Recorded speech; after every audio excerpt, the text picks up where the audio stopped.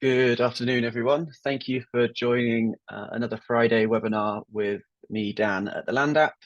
Today, we're going to be spending an hour talking about countryside stewardship and how you can prepare for it, plus a couple of updates, both from government, but also updates from the Land App.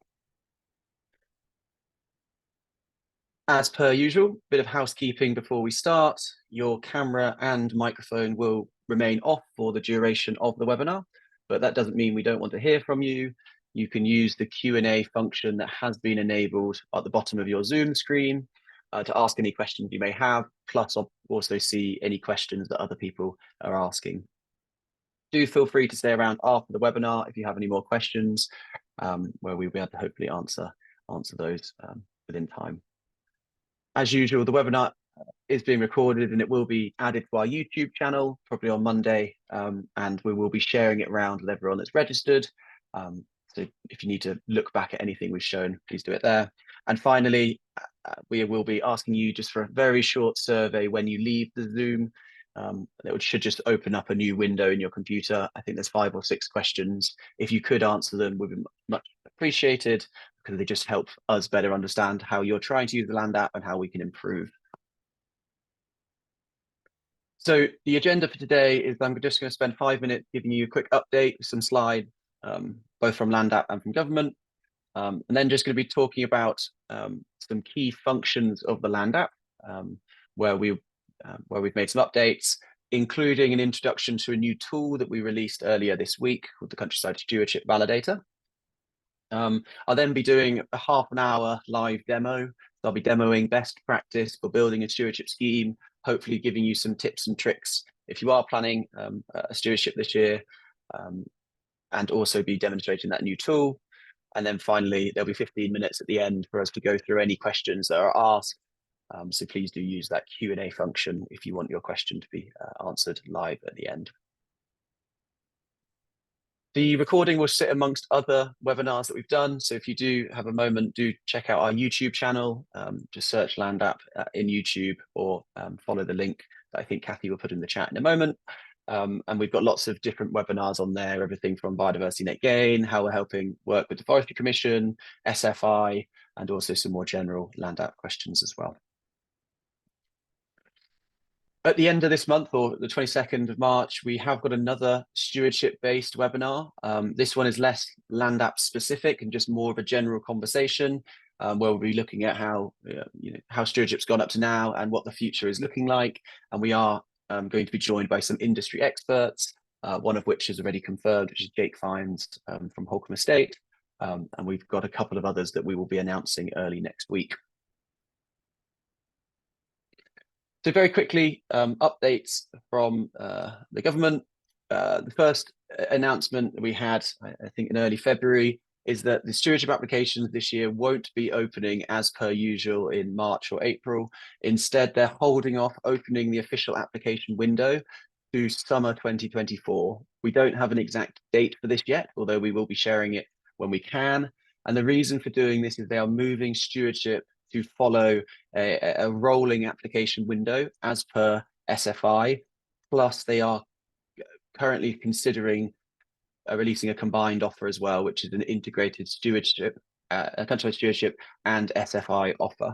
And the aim is to ultimately try and streamline the application process and try and reduce the administrative burden that happens in that mad rush that we all know so well, from July until August, when all the applications come in at once.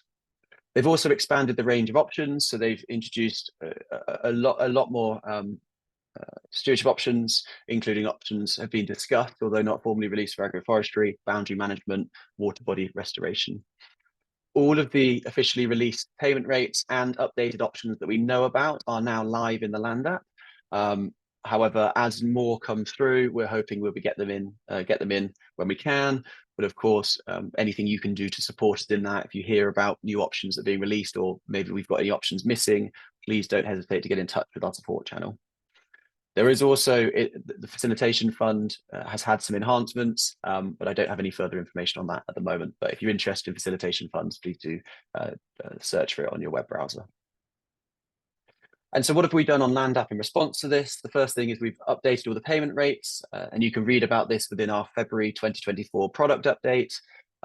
We've got a new product lead called Jack, who started back in November, but we're now on a monthly cadence releasing product updates onto the website. If you do want to know what we've been doing in any one month, if you go to the website and under the community page, there is a tab that's called product updates.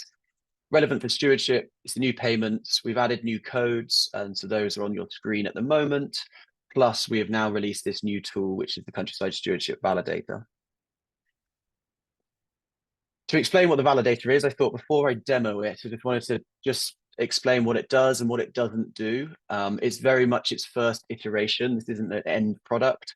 We're just testing it based on feedback that we've had over the last couple of years and actually real world insight that we've had, including our CEO, Tim, who's just been going through a stewardship application, and there was hidden reasons why he hasn't managed to be, as smooth of an application as possible. So we built and released this to try and identify areas where a stewardship may not be accepted and provide you with action areas to improve that stewardship.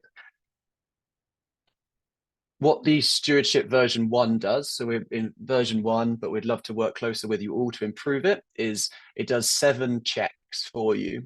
And the 7 checks are, firstly, it checks the field ID numbers that are associated to each option and ensures that you are using the correct option based on the correct field number, based on the location of the option. So if you've drawn multiple points on Land App, it will make sure that all of those points are allocated to their parent field. And that just automatically does it for you as a correction.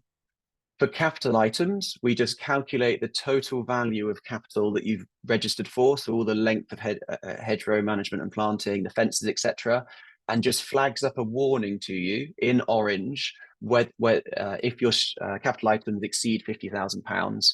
That's roughly the threshold where you need RPA consent before you apply for stewardship.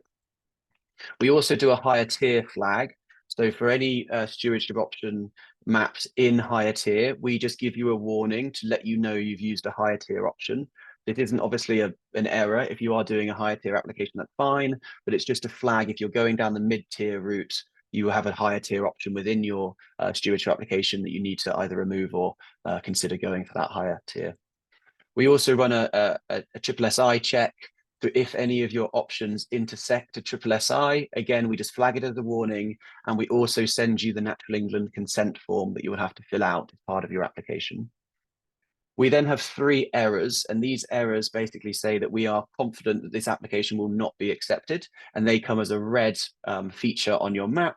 The first is land use eligibility. So we check the land use that's declared according to the Rural Payments Agency land cover data against your stewardship option and made sure that they're a match. For example, it will flag up if you put an arable option on a grassland field, and I'll demonstrate that in a moment. We also detect where you've got overlapping polygons where they shouldn't be. Within stewardship, some options can be overlapping. So your supplementary options like supplementary grazing, for example, can sit on top of a grassland. But where you've got potentially 2 revenue options that are on top of each other, we flag it as an error because you need to make sure that you're not double claiming. And then the final one we do is just check whether the land that you've drawn on your stewardship application is registered to the RPA, i.e. it's outside of ownership. Those errors will need to be addressed by an RD1 form or amending the plan to make sure it is within the ownership. So hopefully that gives you a summary of what version 1 does. Version 2, we are looking to introduce a couple of features. The one I'm excited about that I'm hoping will be moving forward soon is Shine features. So we've been working closely with Historic England and a couple of other partners to try and make that accessible to flag up to you very quickly where historic consent might be needed.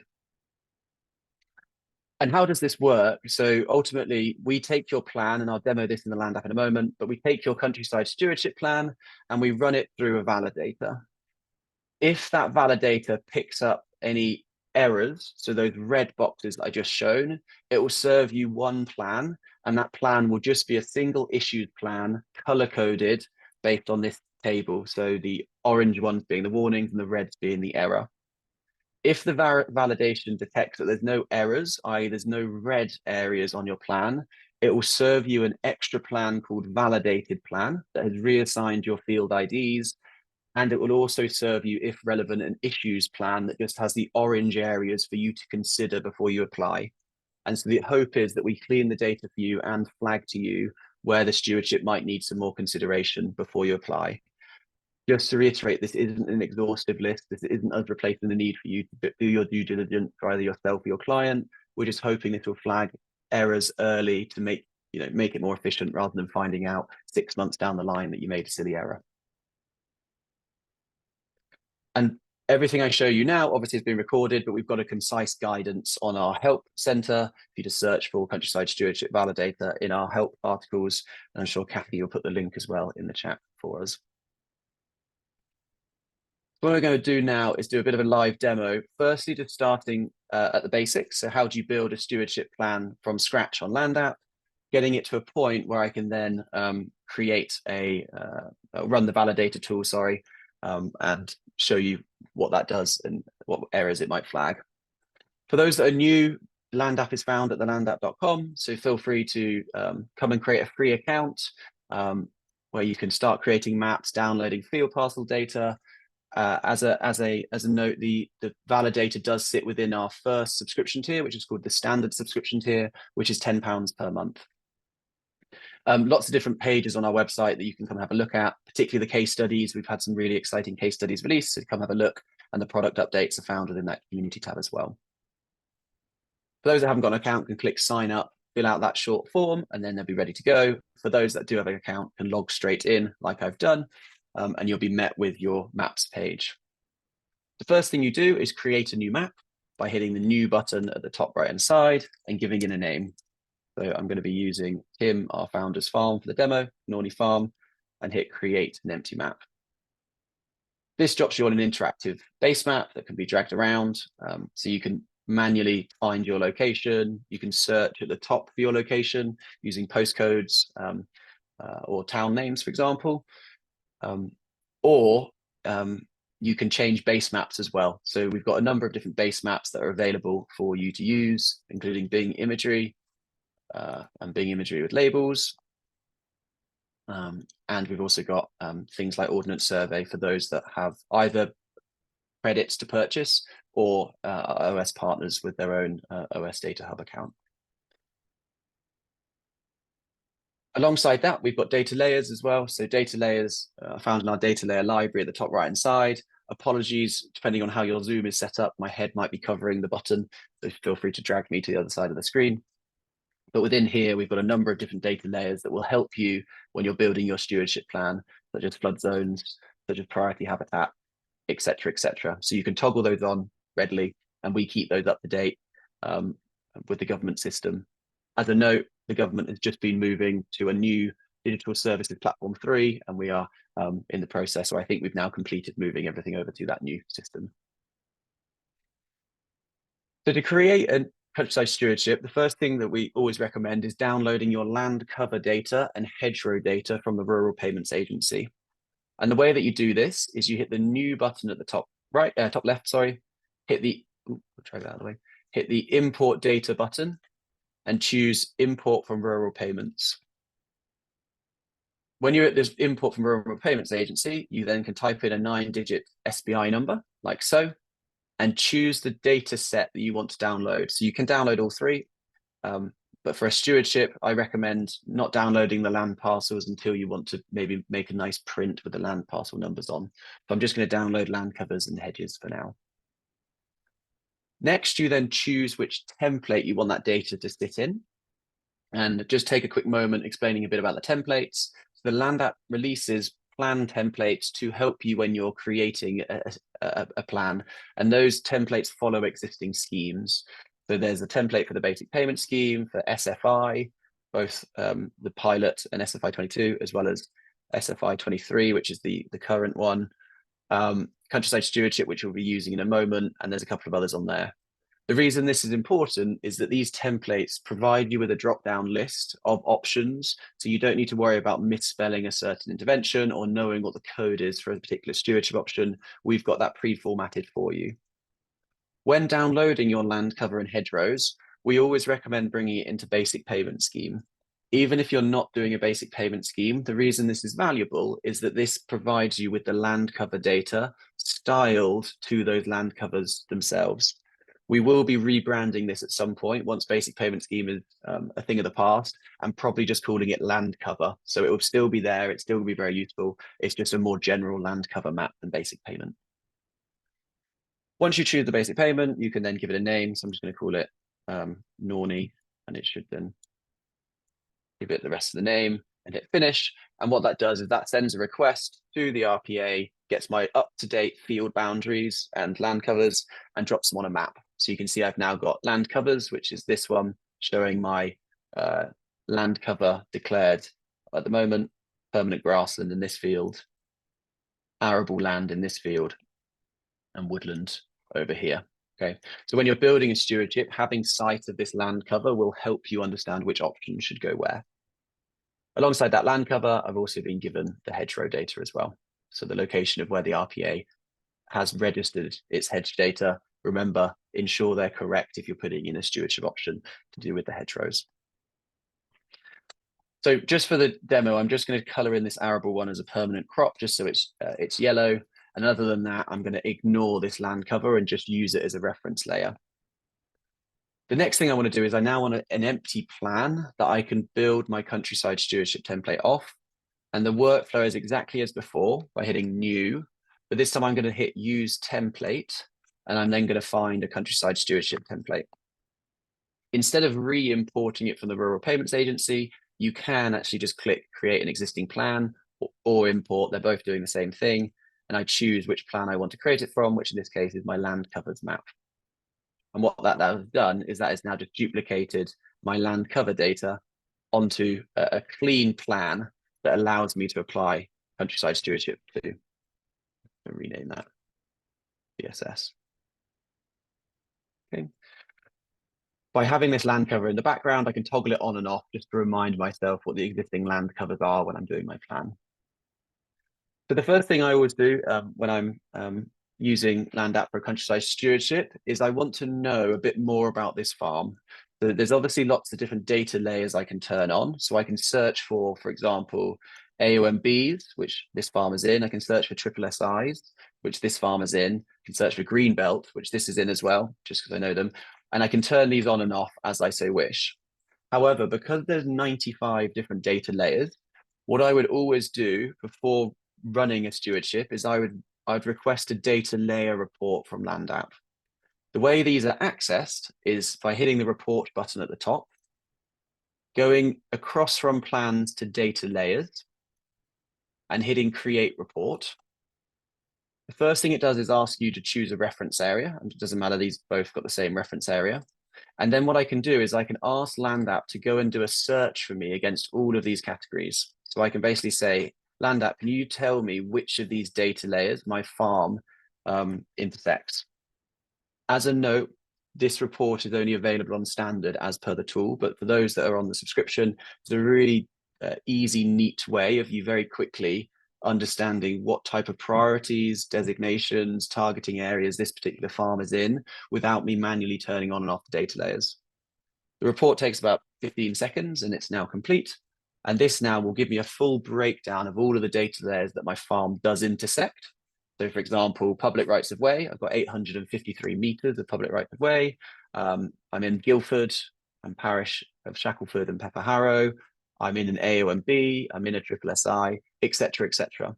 So this breakdown of all those data layers allows you to then know what data layers to turn on. So rather than doing a bit of a random turn them all on, find it out, you can do a report like so.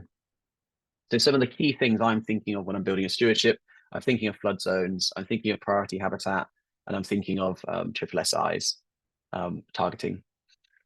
One of the other things that it does serve is also where there's no results. And these no results are basically where you don't intersect any of those layers, which are just as valuable to know. So you don't intersect any of these designations for this particular farm.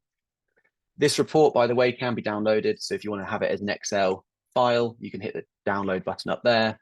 And by the way, this will save now. And every time I come back to the reports, I don't need to rerun it unless I want to. It's just there as a reference. So now I know I've got a priority habitat, so I can search for priority habitat. which is covering the base of my field here. And I also know I've got a triple SI. So I would turn that on, and I can see that the triple SI and the priority habitat are overlapping. So just got to be really considerate when doing stewardship options in there. So now it's time for me to draw some stewardship, and I'm very much going to do a bit of an arbitrary one, mainly to make some mistakes so we can test the validator, but also just show the process of drawing on your stewardship plan. The first thing I do is think about whole field options. So within stewardship, there's a number of options that I can apply to a whole field. So for example, in this grass field at the top, I can click on the layer. Just be conscious when you're mapping on the left-hand side that the layer you're editing is the one you want to be editing. And that's demonstrated by the highlight in yellow. So I'm not currently editing the land covers. I'm editing the CS Norney. So if I want to do a whole field option, I click on the parcel. On the right-hand side, you click the Assign Use button. And that Assign Use gives you a full list of all the categories that are under countryside stewardship. So I can, for example, go into grassland and get a full list of all of the grassland options that I may want to put into this stewardship. As a example, I'm going to just put in GS2, for example, which you can search by hitting GS2 like this. By applying that code to that polygon, a couple of things have happened. The first thing is that the color of the polygon has changed. So the styling is following the Rural Payments Agency guidance. All of the grasslands will be given this orange and white stripe. The other thing that's happened is the data contained within that parcel has updated to reflect that stewardship. The first thing is the code has been assigned, so I could toggle on the code for the label.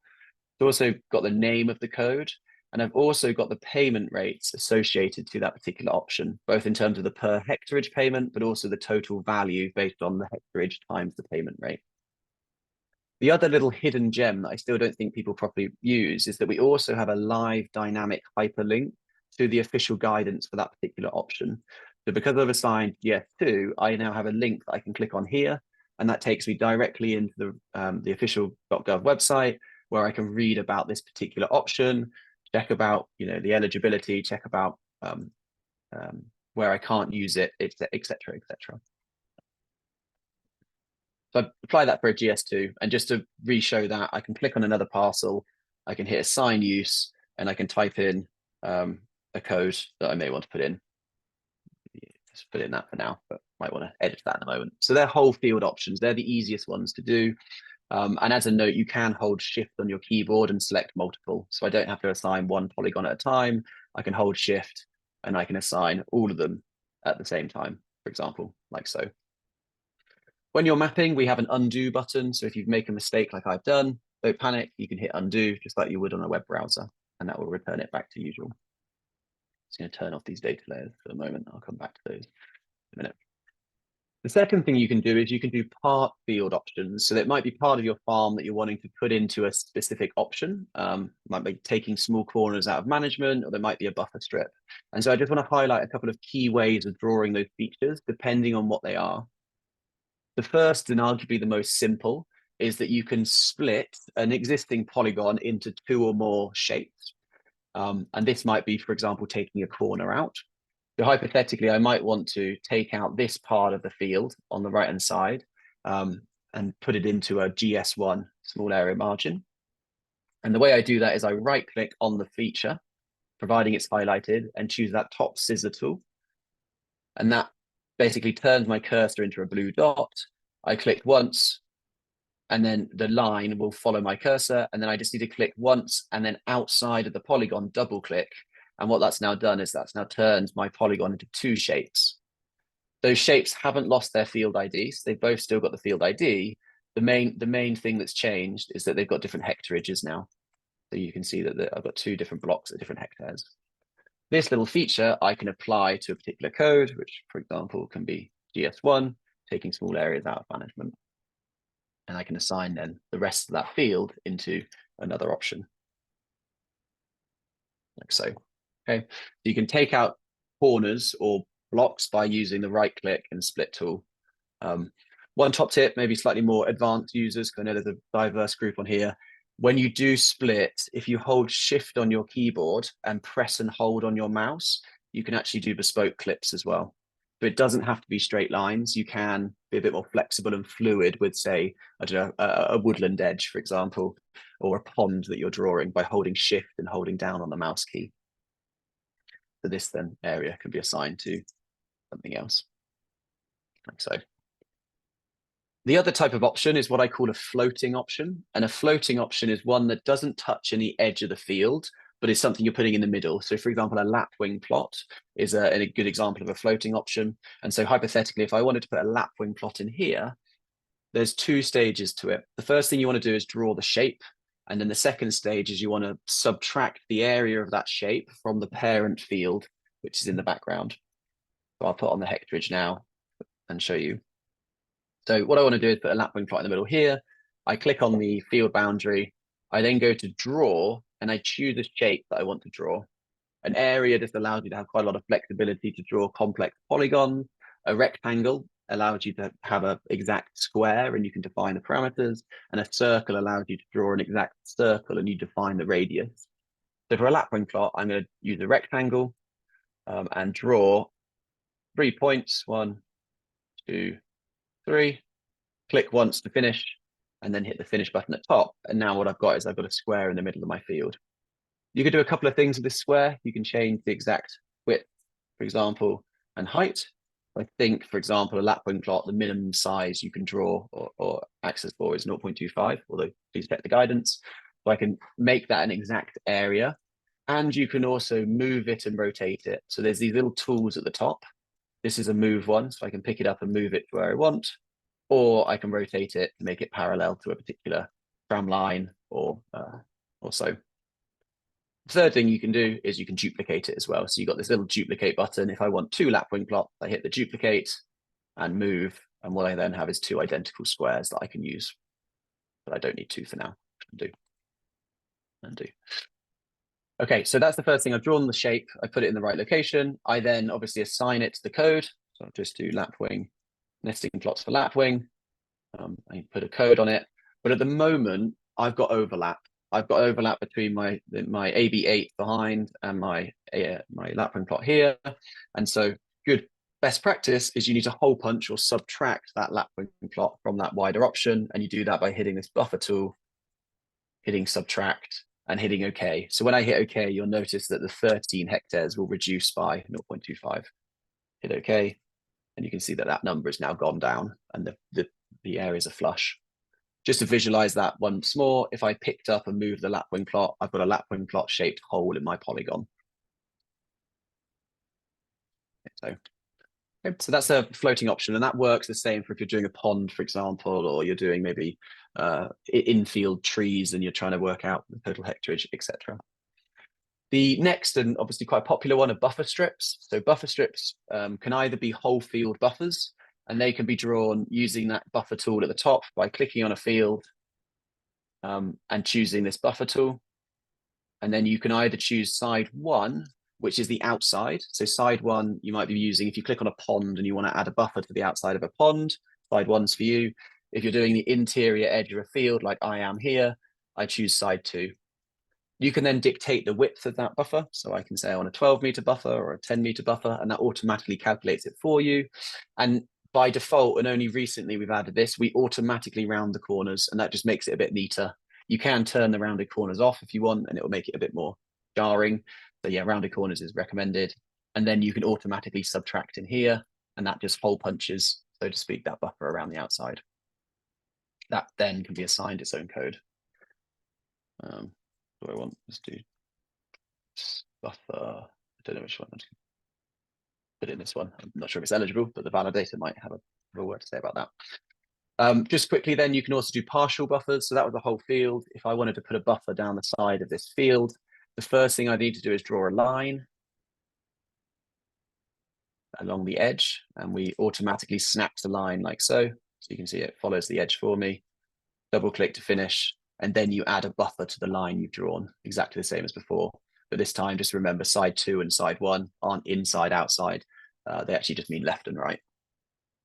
So again, I can add a 12 or a 24-meter buffer down the side of this field, like so. 12 to 24-meter buffer. Okay. you can see, well, hopefully you can see I'm slowly building up a bit of a picture about what's happening. Because I got a triple SI down here and I'm going to demo the validator in a moment, I'm just going to add a random option to this field, like breeding waders, which I think is a higher tier option as well. And I'm then going to also show you how you can draw capital items. So capital items are additional options you get for one-off costs, like putting in a fence or putting in a gate.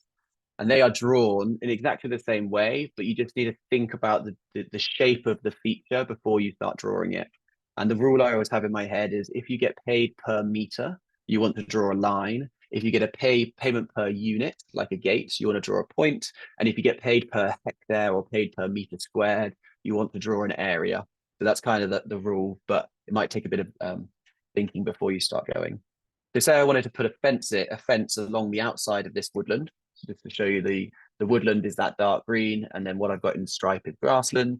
And say I want to put a fence along the edge of this one. I would click on the shape, hit draw, and choose line. And then I would basically just trace, which automatically happens. You can see if I jump between two, trace the edge that I want to draw. So you can see I can go all the way around to this thing without actually clicking, and then double click, commit that line, and hit finish. As per usual, you then assign the use, type in the code, like sheet netting, and all of the payment rates, etc., have been calculated for me on the fly. Might want to add some gates as well. So exactly the same process, just select the polygon first, hit draw, and choose a point this time, because gates are payment per unit. And I might want to put a gate there and a gate there as well. And I can assign those gates, searching for a word gate. Let's go for it. Wooden field gate and label it like so. So hopefully you can see that with all those different drawing tools, you've got quite a lot of flexibility to draw new shapes, adjust existing shapes, and start to build that stewardship plan. I'm going to take a moment now to just make some obvious mistakes because I want to demonstrate the validator tool because this is a good time to use it. And then I'll just I'll finalize by showing you the reports that you can generate from a validated plan as well. So the first thing I've done is I've obviously got a triple SI down here. So the validator should warn that to me. I'm also just going to put in a higher tier option as well, like wood pasture is a higher tier option, for example. And I'm also going to purposefully put a mistake in. So this is currently a grass field, but I'm going to put in, say, an AB1 nectar flower mix. Okay, so I've made two obvious mistakes so far. And I'm also going to make one more mistake, just so when we get the report, you'll be able to see all the issues that are being picked up. The other thing I'm going to do is I'm going to basically turn this into a supplementary option and show you that the supplementary options don't. So I've basically created a duplicate, made a supplementary option, haymaking supplement, for example. So there's quite a few different things happening. And when you're just looking at this map, it's quite hard to identify where you've made a mistake and where you haven't. So what I'm going to do is I'm going to just quickly run a validator on this plan, and LandApp will return to me two things. One, it will return to me any issues, but it's also going to send me an email with the report from that particular plan. Okay. So to access the tool, you need to be on standard subscription to start with. So it's really aimed at those that are doing multiple stewardships or want to have a bit more functionality within the tool. You hit the three dots, and we've got this button that's called Toolbox. When you hit Toolbox, you then have this button that's called Countryside Stewardship Validator, and there's a bit of an information box as well about what it does. To run it, you simply click on the tool and hit Run. And then it comes up with this little message saying, thank you for requesting the validator. Process is currently running, and you'll be emailed once it's ready. It does say a few minutes, but from experience, the validator takes not that long. So you can see I've refreshed my screen, and instantly I've had a report that's called issues. So I've been sent this map. I've still got my original CSS, but I've got one that's been prefixed by issues. If I turn it off, it's highlighted a couple of things for me. The first thing is it's highlighted that ineligibility. So the red represents areas that you need to address before we produce a validated plan. So this red box, for example, the area that's been thrown is land use is permanent grassland, but you've chosen an arable option, or it's only eligible on arable land. So that's the first error I have to address. And it's exactly the same, I'd assume, with what I put around the outside. Yeah. So I put an arable option on a grass field. So this whole field needs to be reconsidered. And so to act on that, I need to then edit my original plan. So I've currently got this whole field, which is completely wrong. I need to act on it. And I can do that by, I don't know, merging these two back together and turning them into a grassland option. Okay, so next time I run it in a moment, which I'll do, that should now come through as eligible because I've acted on this issue warning. What else has come through is this orange block. And again, what happens is on the right-hand side, you get this warning. This is just an orange warning just to let you know that you've put a higher tier option in. So this orange feature is saying, you know, we're not blocking you from doing it, but just be aware that you put in a higher tier option. That's that one. And then down in the wetland, a couple of things has happened. The first thing is this is an orange box because it's got two warnings. It's got a higher tier warning. Be cautious, you've got a higher tier option or feature present. Plus, we've also got this message: as land contains an SSI, your agreement cannot start until your client has received Natural England consent. So that's basically warning to you. It's not a blocker. You may have already got consent, but just reminding you of that. As for these points, oh yeah, that's to do with land use. Interestingly, we've got a red point. Let's see what the is. This feature is outside the RPA ownership boundary. Interesting. Let's have a quick look. It might be on the precipice. Then if I just move it slightly for the error, like so, that should then fix that. Okay, so I should have addressed all the red issues now. Before I rerun this, I just wanted to show you one more thing. I'm just going to pause my screen and come onto my email. I've also, in my email inbox, I've been sent this. So I've been received from LandApp saying, hi, Dan, thank you for running the Stewardship Validator. Here's a summary of your errors. So a breakdown is I've had 2 land use errors. I've got no overlapping errors because my overlap was a supplementary option. I've got 2 higher tier features present. And I've also got a triple SI intersection.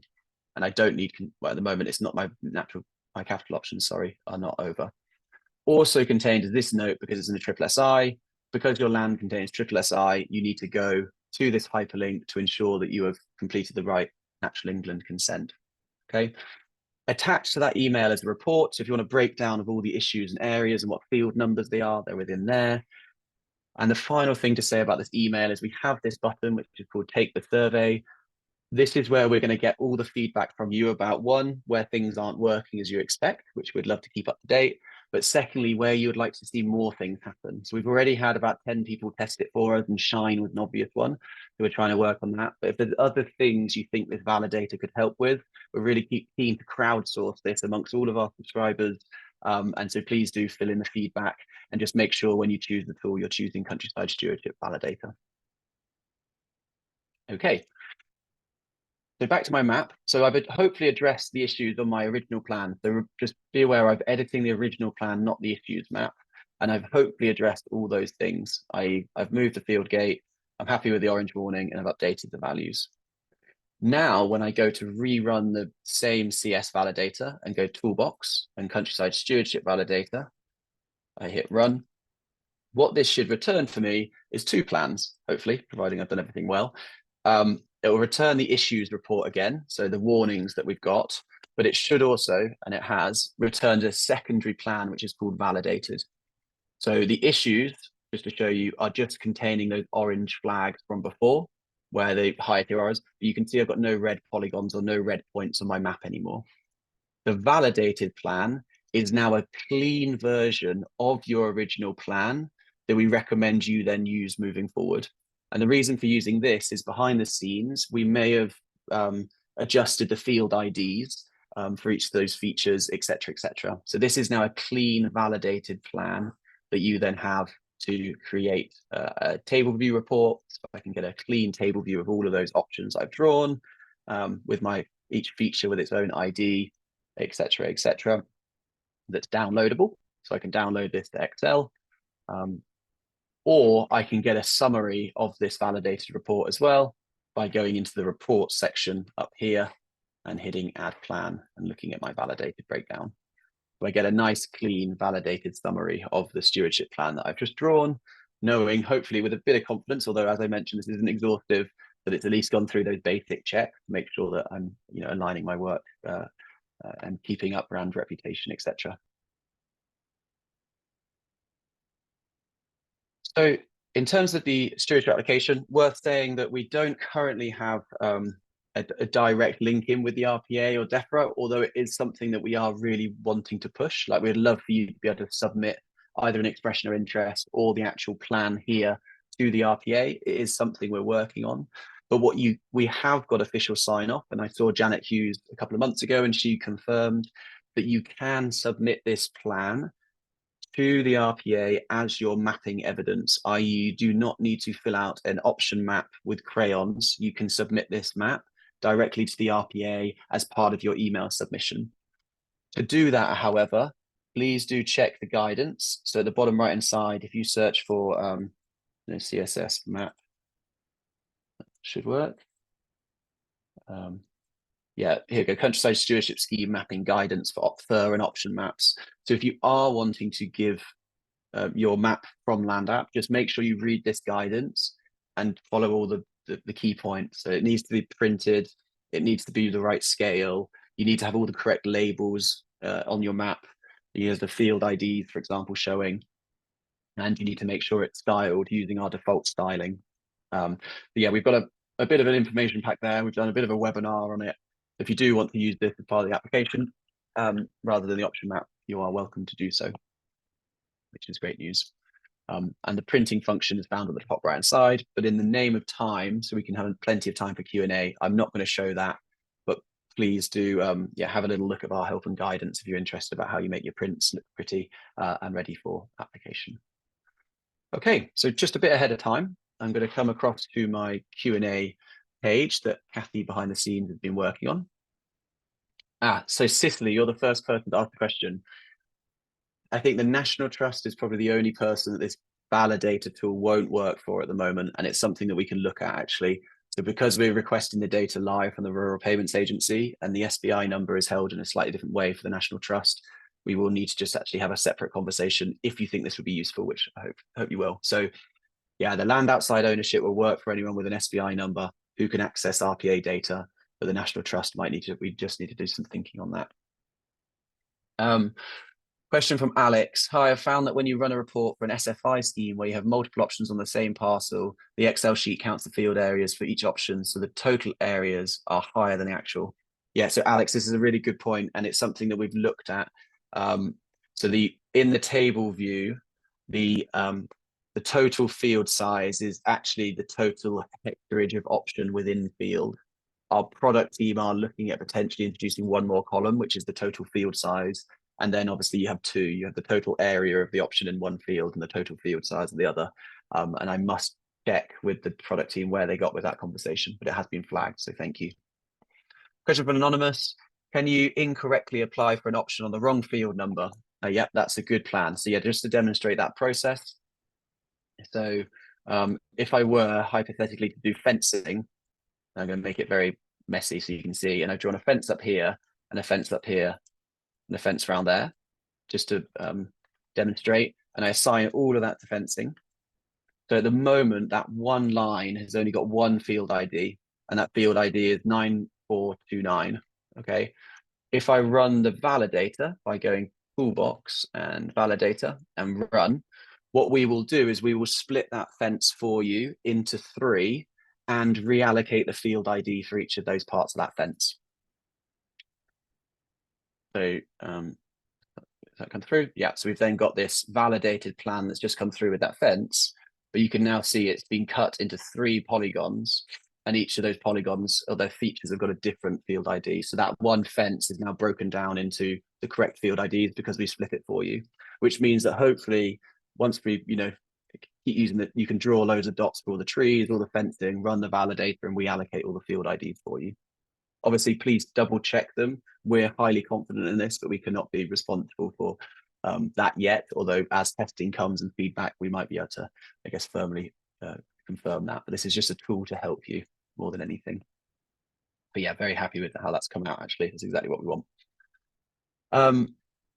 A question from Jack. When I copy land registry parcels to a plan and merge parcels together, random lines are left within the merge. Yeah.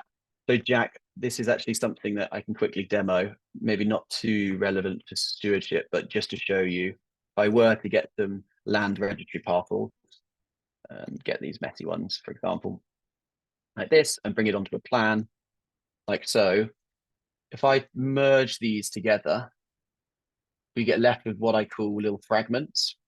And you can, if I make that purple, you can see that in the area, I've obviously got areas missing. So Jack, that is purely because of the land registry data isn't perfectly aligned with OS master map. And so it isn't tidy. However, to tidy it up, what you can do is a bit of a cheat, bit of a hack, is you can draw an area over the top. So if you hold shift, you can kind of just trace a very arbitrary area like so and hit finish. And then you can subtract or buffer that area like so, and then you can merge those two areas together. And I've now got a clean plan that's got none of those little fragments inside. So yeah, you can tidy it up yourself by using the buffer tool and the merge tool, which then just irons it out, so to speak. Antonia, hi there. Where can I find the recording of this one? I'm out of the house. My headphones aren't working. I'm so sorry, Antonia. So yeah, it's going to be put on our YouTube channel, and it will also be on the help guidance as well. But everyone who's registered for this will receive an email from our lovely Kathy, and that should be coming to you on Monday, if not this afternoon, depending on how busy she is this afternoon. Question from Will, is a validator just available on the mid-tier template, or is it also available on the SFI template? So yeah, Will, it's just available on a countryside stewardship template at the moment, although we've got the data engineers looking at SFI validation, because there's a couple of options that we can detect in a similar way and add things like slope detection as well, because there's a couple of options that are looking at steepness of slope. But yeah, you can only find the stewardship validator when your plan type is countryside stewardship. If your plan type is SFI, or even if I show from the BPS and I go to toolbox, you can't see the stewardship validator. So if you can't see it here, it's because you're not looking at a stewardship template. So it's only available toolbox, countryside stewardship. Great. Question from Julia. If you're using your own key and colors, is there an easy way of setting up the key so you can apply it to numerous parcels? So yeah, Julia, this is something we've been thinking about. There is a bit of a hacky way to do it, but it's not formally been measured. I mean, the easiest way to assign all of one code to a certain color is first complete the map like I've done, and say I want to assign all the GS2 to a slightly different color. I can click on a single GS2, right click and choose select feature type. And that highlights all of the GS2s that I've got on my plan. I can then address the style and adjust it. So I can make it blue or green or whatever. And that then updates the GS2 for the ones that are on the map. And let me just make it a bit more obvious, like blue and like this. Okay, so there's my GS2 styling. If I then added another GS2, and the reason this has got a slightly different color is there's an overlapping polygon, which we could probably move out of the way just for the demo. So I've got these two GS2 parcels. If I then made this field GS2 as well, hypothetically, and I wanted it to have the same styling, you would do exactly the same thing as before by right-clicking and select feature type. And I think if you just adjust wrong way around, adjust the opacity, it should then, or it used to, whether this is still working actually.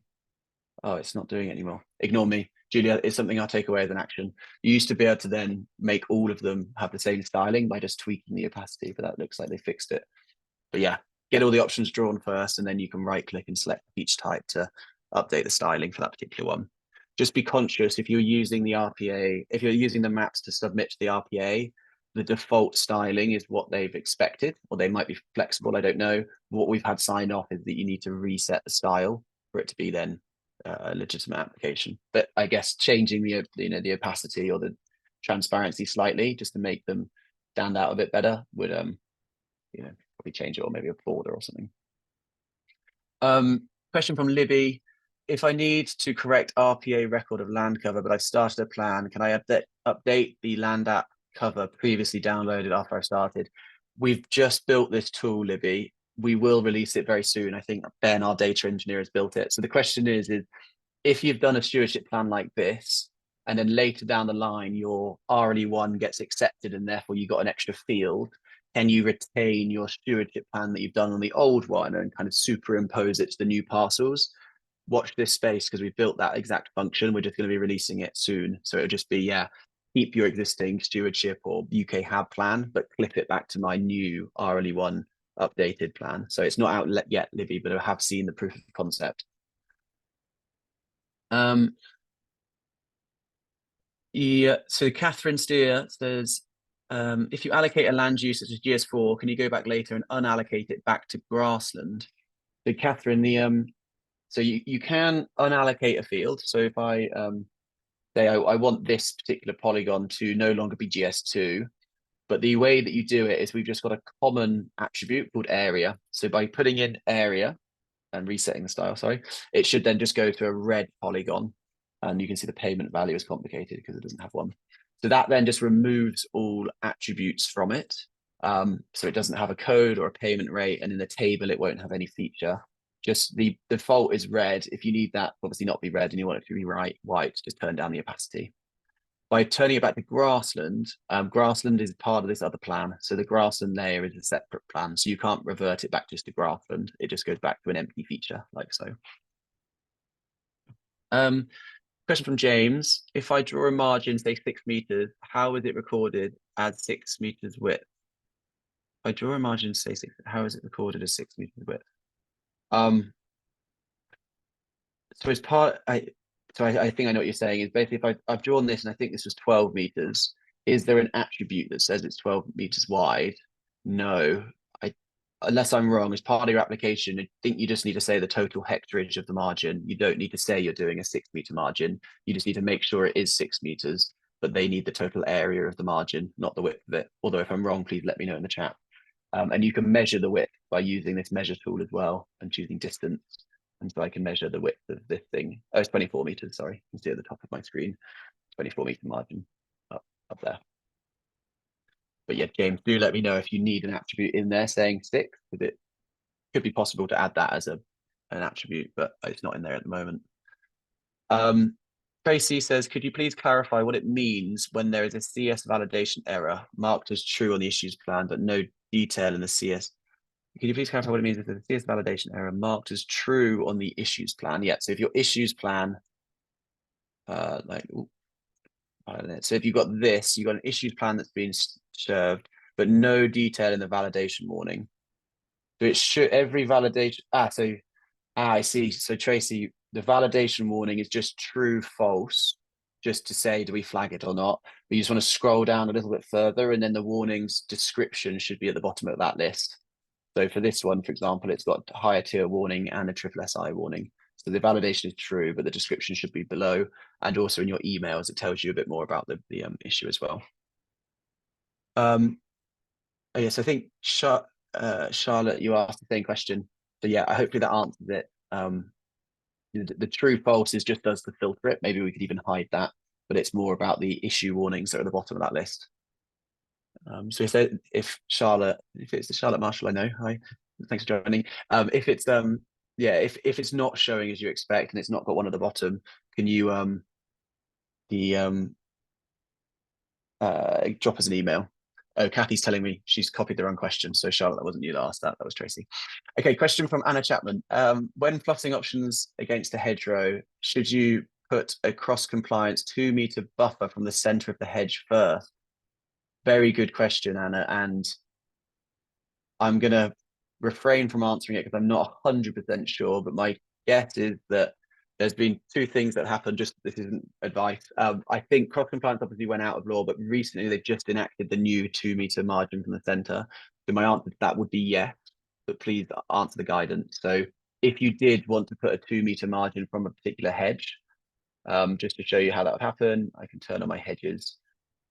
Let's do it from here and just say, bring this hedge onto my stewardship plan, my CS Norney plan. And then in here, what I can do is I can add a buffer to that hedge of 2 meters like so, and subtract it. And that will then just hole punch that cross compliance margin from the area of my stewardship. And therefore I can, be confident that I've taken out that margin for my client of around that hedgerow. So yeah, Anna, if you need to do, I'm pretty sure you do need to do that. It's a really good point. But I'm not fully up to speed with the latest announcement. Yeah, so Charlotte, the actual question was, can you use a validator tool on SFI agreements as well as on CF? We've not built it for SFI yet. We are looking to build one, and I don't think now we've got the infrastructure set up, I don't think it'll be too complex. We've just obviously got this combined offer that's coming, so I'm just working out, do we wait to get a combined offer template in? Is it going to be SFI stewardship? So we just need a bit of clarity from government, but getting a basic SFI validator in as well would be probably wise and something that I will task one of my team to do. Alex says, can you select multiple field parcels to show the parcel ID at once, or do I have to select each field to do this? No, so Alexandra, the easiest way to do it, if you want all features to have a field ID, you can come into the 3 dots next to your plan and hit select all, and either select everything or just choose, say, the areas, sorry, and that then highlights everything, and then you can turn on en masse the field IDs or the payment rates or turn them off the codes. So you can quite quickly then turn on the field IDs altogether by hitting the 3 dot select all, or if you wanted to just do that for a specific feature type, you can right click and just select the feature type. Hopefully that answers your question. Yeah, 3 dots, select all, then you can do bulk actions. Alex, I just tried running the validator on an existing plan and got a message back saying there's a problem because it wasn't associated with a SBI number. So Alex, yes. So if your stewardship plan was created over 12 months ago, the RPA didn't used to serve to us the SBI number in the right-hand side. So if your stewardship doesn't have an SBI number contained, you need to add one. The easiest hacky way for now, Alex, is you could just on any feature add an attribute called SBI and paste it in there and then rerun it and it should work. Or move your stewardship onto a new plan that has the updated field parcel. So there's a bit of, I suppose, the reason we're doing that at the moment is just to try and get people to refresh and download a new SBI number of data, because then they're working from the latest source. But yeah, basically just one feature needs an SBI number in the right-hand panel before you run it. Is there a smart way of adding up acreages of different blocks and land?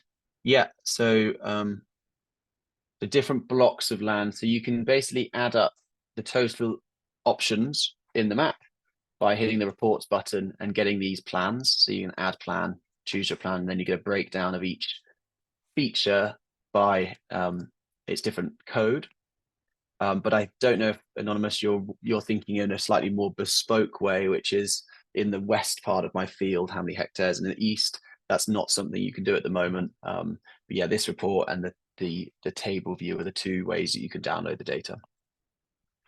Could you show an issue over 50 grand of natural capital?